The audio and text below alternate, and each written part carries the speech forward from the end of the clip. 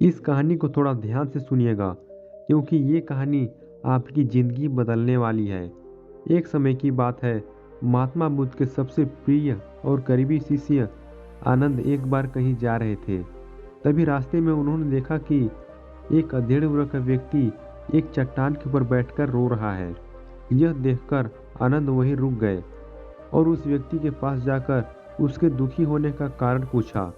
वह व्यक्ति अपने आंसू पोंछते हुए बोला, मैं यही पास के ही गांव का रहने वाला एक बदनसीब व्यापारी हूँ। मैं जो भी काम करता हूँ वही बिगड़ जाता है।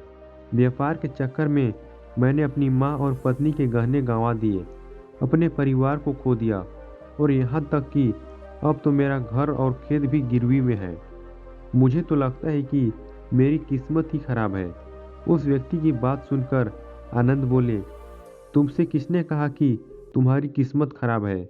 जरा मैं भी तो जानूं कि तुम्हारी किस्मत में क्या खराबी है। व्यक्ति बोला, पहले मैं खेती करता था, लेकिन हर साल उसमें घाटा होता था। कभी सूखा पड़ जाता तो कभी ज़्यादा बारिश से फसल खराब हो जाता। कभी आवारा पशु फसल को नुकसान पहुंचाते तो कभी कीड़े मकोड़े और बीमारियां फसल को बर्बाद कर देती हैं। खेती से मेरे परिवार का गुजारा ठीक से नहीं चल पा रहा था, जिससे परेशान होकर मैंने खेती करना छोड़ दिया और व्यापार करने का निश्चय किया। मैंने पत्नी के गहने बेचकर अपना व्यापार शुरू किया, लेकिन मेरा व्यापार नहीं चला। शुरू शुरू में तो मेरे परिवार वालों ने मेरी आर्थिक मदद की, मेरा साथ दिया, लेकिन जैसे जैसे मुझे नुकसान होने लगा, मेरे परिवार वालों ने भी मेरा साथ छोड़ दिया और मुझसे दूर हो गए। अब तो वो मुझे देखकर अपनी नज़रें फेर लेते हैं और मुझे ही अपने परिवार की गरीबी और दुर्दशा का जिम्मेदार ठहराते हैं। अब तो मुझे अपना जीवन ही बोझ लगने लगा है। अक्सर मेरे मन में ख्याल आते हैं कि अपना जीवन ही खत्म कर लूं, और मैं आज यहाँ आत्महत्या करने ही आया था, लेकिन हिम्मत नहीं जुटा पाया, इसलिए इस पत्थर पर बैठकर रो रहा हूँ। दूसरी तरफ मेरा एक मित्र है, हम दोनों ने एक ही साथ व्यापार शुरू किया था, लेकिन वो आगे बढ़ गया और मैं पीछे रह गया।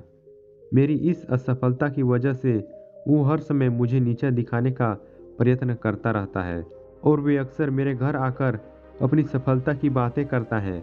मेरे घर वालों को बताता है कि कैसे उसने की थी, मेहनत करके इतना बड़ा व्यापार कर लिया, और वे अक्सर अपने फलते फूलते व्यापार के किस्से मुझे, मेरी पत्नी और मेरे माँ बाप को सुनाता रहता है, जिसे सुनकर मेरे घर वाले उसकी प्रशंसा तो करते हैं, लेकिन मेरी बुराई करते हैं, मुझे नकारा और कम दिमाग का कहते हैं।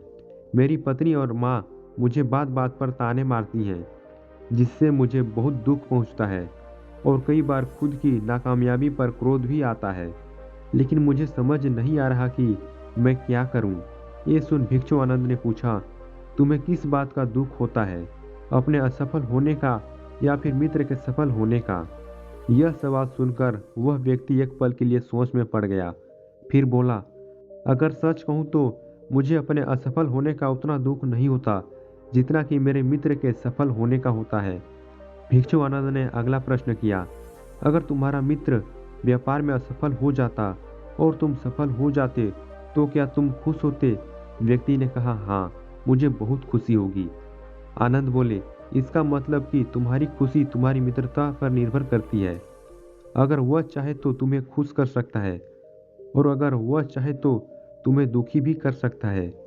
तुम स्वयं से ना तो खुश हो सकते हो और ना ही दुखी हो सकते हो। भिक्षु की बातें सुनकर व्यक्ति थोड़ी देर के लिए सोच में पड़ गया और फिर बोला, आपकी बातें सुनकर मुझे कुछ आशा बन रही है। तभी भिक्षु आनंद ने कहा, जब हम किसी से आशा बांध लेते हैं तो उस पर निर्भर हो जाती हैं, फिर हमारी खुशी और दुख भी उसी पर निर्भर करने लगते हैं। इसलिए सबसे बेहतर है कि तुम स्वयं से आशा बांध। जब तुम ऐसा करोगे और साथ ही पूरी मेहनत और ईमानदारी से काम करोगे तो तुम्हें सफलता अवश्य प्राप्त होगी। तुम्हें लगता है कि तुम्हारा मित्र तुम्हें नीचा दिखाने आता है, दुखी करने आता है, पर अगर ईमानदारी से विचार करो तो वह बातें तो सच ही कहता है। वो अपने संघर्ष और अनुभव की बातें बताता है। तुम उन बातों से बहुत कुछ सीख सकते हो। तुम्हें तो इसके लिए उसका धन्यवाद करना चाहिए कि तुम्हारे घर बैठे इतने सारे अनुभव मिल रहे हैं। तुम अनुभवों का लाभ उठाओ, नई शुरुआत करो, ईमानदारी से कर्म करते जाओ, हार मत मानो। एक दिन तुम्हें सफलता जरूर मिलेगी।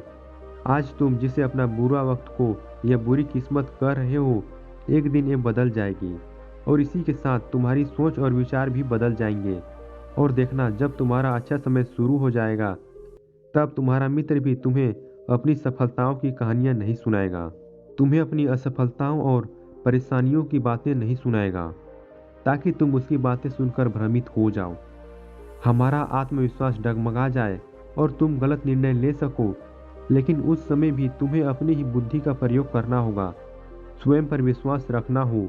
जिस प्रकार तुम्हारा मित्र आज तुम्हें दुखी करने आता है, वैसे ही वह उस समय भी तुम्हें दुखी करने आएगा, क्योंकि जिस तरह उसे दुखी देखकर तुम्हें मजा आता है, ठीक उसी तरह उसे भी तुम्हें दुखी होने में उतना ही मजा आता है। व्यक्ति ने कहा, आपने सही कहा मुनिवरों, लेकिन मेरा सबसे बड़ा दुखी ये है कि मेरे परिवार के लोग भी इसमें शामिल हैं। वास्तव में मैं तो अपने परिवार के लिए अच्छा करना चाहता हूँ, उन्हें खुश रखना चाहता था, लेकिन वो भी मेरी बात को और भावनाओं को नहीं समझ रहे हैं, मुझे ही गलत कहते हैं, और पिछले कुछ समय से तो वो मेरे साथ भी नहीं है। भिक्षुआनंद ने उस व्यक्ति को समझाते हुए कहा, हम हमेशा चाहते हैं कि हम जो भी कुछ करें, लोग उसके लिए हमारी प्रशंसा करें, लेकिन आमतौर पर ऐसा नहीं होता। लोग हमारे पास आके तारीफ नहीं करते, जिससे हम दुखी हो जाते हैं। हम लगने लगते हैं कि हमारे मित्र, रिश्तेदार, घर वाले सब स्वार्थी हैं। लेकिन अगर तुम किसी को अपना परिवार मानते हो और उसके लिए कुछ करना चाहते हो, तो फिर ऐसा क्यों सोचते हो कि तुम दूसरों के लिए कुछ अच्छा कर रहे हो? वास्तव में तुम अपनी खुशी के लिए कुछ कर रहे हो, क्योंकि उन्हें खुश देखकर तुम्हें खुशी होती है। अगर ऐसा करते समय तुम मानकर चलते हो कि तुम दूसरों के लिए कुछ कर रहे हो, तो तुम दुखी रहोगे। लेकिन अगर तुम्हें लगता है कि तुम स्वयं के लिए कर रहे हो, तो तुम खुश रहोगे, क्योंकि जब स्वयं के लिए कुछ करते हैं या करना चाहते हैं, तो हमें इसके लिए स्वांतों की जरूरत पड़ती है। भिक्षु आनंद की बातें सुनकर उस व्यक्ति के चेहरे के भाव पूरी तरह बदल गए। उसने कहा, आप सही कह रहे हैं। मैं समझ गया कि अब तक मेरी किस्मत इसलिए खराब थी क्योंकि वह दूसरों के हाथों में थी। लेकिन अब से मैं अपनी किस्मत को अपने हाथों में रखूंगा, फिर से प्रयत्न करूंगा, पूरी लगन और ईमानदारी से काम करूंगा, और जब तक सफलता नहीं मिल जाती है, चैन से नहीं बैठूंगा। उस व्यक्ति की बात सुनकर आनंद मुस्कुराए और उसे एक छोटी सी डिबिया देते हुए कहा, इस डिबिया को हमेशा अपने साथ रखना। इसमें एक ऐसा मंत्र है जो तुम्हें बड़े से बड़े दुख से भी बाहर निकाल लेगा।